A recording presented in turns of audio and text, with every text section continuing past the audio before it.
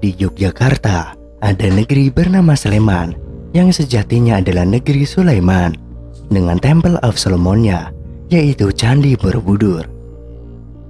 Negeri Sleman ini dalam bahasa Ibraninya Yerusalem, di mana teks-teks Yahudi disebut Israel Selatan yang diperuntukkan bagi suku Yehuda dan Benyamin. Suku ini dikenal sebagai kaum pertukangan, berambut keriting, dipimpin oleh Nabi Daud alaihissalam dan Nabi Sulaiman alaihissalam. Sedangkan Israel Utara disebut juga dengan negeri Samaria, diperuntukkan bagi 10 suku Bani Israel yang lain, di mana di negeri Samaria ini terdapat sebuah gunung yang bernama Gunung Moria yang dikenal dengan sebutan Bukit Zion. Dalam mitologi tentang negeri Semarang, disebutkan bahwa nama Semarang diambil dari nama Betara Semar alias Betara Samara. Apabila dikaitkan dengan pembagian wilayah dan kerajaan Sulaiman di atas, maka sejatinya negeri Semarang adalah negeri Samaria dan Gunung Moria sebenarnya adalah Gunung Moria atau Bukit Zion yang dijadikan simbol perjuangan kaum Zionis Israel.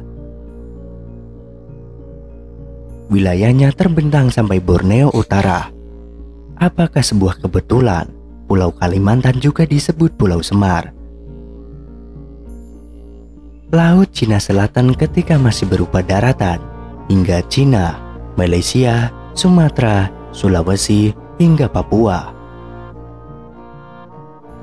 Ketika terjadi banjir besar di benua Nusantara yang menenggelamkan sebagian besar wilayah Samaria, maka jadilah apa yang disebut dalam teks-teks Yahudi sebagai 10 suku Bani Israel yang hilang.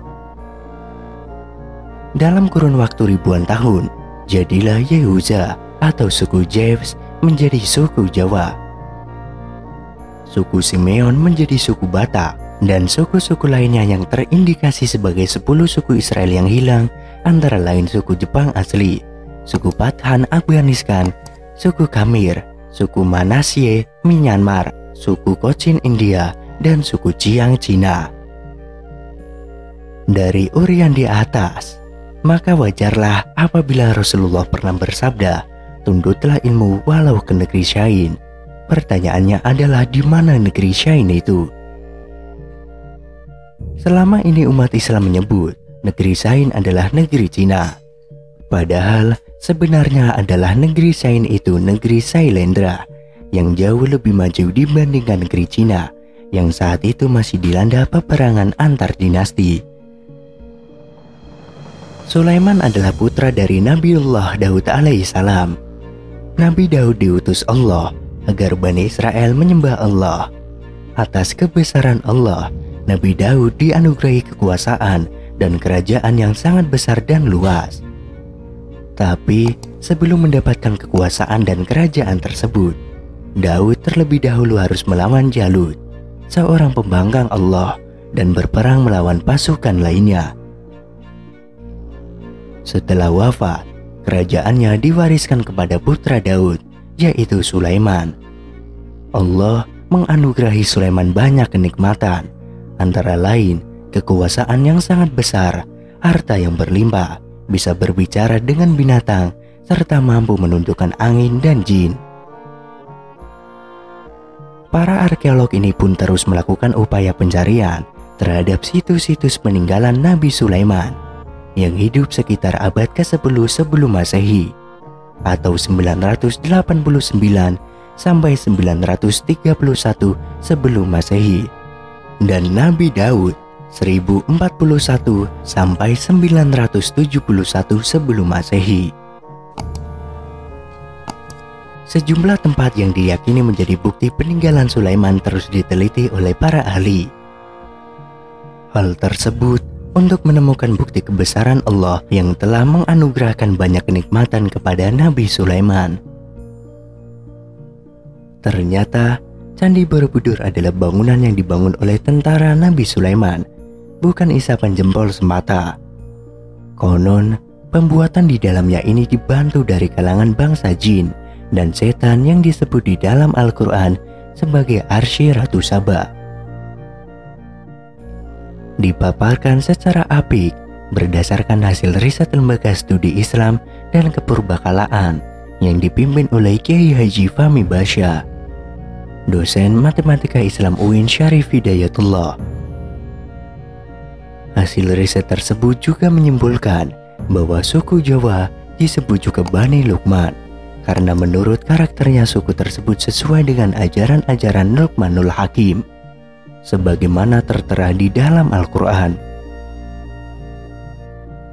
Perlu diketahui bahwa satu-satunya nabi yang termaktub dalam Al-Quran dan menggunakan nama Depansu hanya Nabi Sulaiman, dan negeri yang beliau wariskan ternyata diperintah oleh keturunannya yang juga bernama Depansu, yaitu Soekarno, Soeharto, dan Susilo, serta meninggalkan negeri bernama Sleman di Jawa Tengah. Nabi Sulaiman mewarisi kerajaan dari Nabi Daud yang dikatakan di dalam Al-Quran dijadikan khalifah di bumi. Nabi Daud juga dikatakan raja yang mampu menaklukkan besi atau membuat senjata. Beliau juga bersuara merdu dan juga menaklukkan gunung hingga dia dikenal sebagai Raja Gunung. Di Nusantara ini yang dikenal sebagai Raja Gunung adalah Sailendra. Menurut Dr. Yusuf, nama Sailendra berasal dari kata Saila dan Indra. Saila artinya gunung dan Indra artinya raja. Dan selanjutnya, kabar benua Atlantis yang hilang itu ternyata benar-benar di Indonesia. Penelitian mutakhir ini dilakukan oleh Arsio Santos, menegaskan bahwa Atlantis itu adalah wilayah yang sekarang disebut Indonesia. Setelah melakukan penelitian selama 30 tahun, ia menghasilkan buku Atlantis, The Last Continent Finally Found. Santos menampilkan 33 perbandingan seperti luas wilayah, cuaca, kekayaan alam, gunung berapi, dan cara bertani yang akhirnya menyimpulkan bahwa Atlantis itu adalah Indonesia. Sistem terasiasi sawah yang khas Indonesia menurutnya ialah bentuk yang diadopsi oleh Candi Borobudur. Profesor Arsio Santos menambahkan bahwa Indonesia adalah wilayah yang dianggap sebagai ahli waris Atlantis. Tentu harus membuat kita bersyukur dan membuat kita tidak rendah diri di dalam pergaulan internasional. Sebab Atlantis pada masanya ialah pusat peradaban dunia.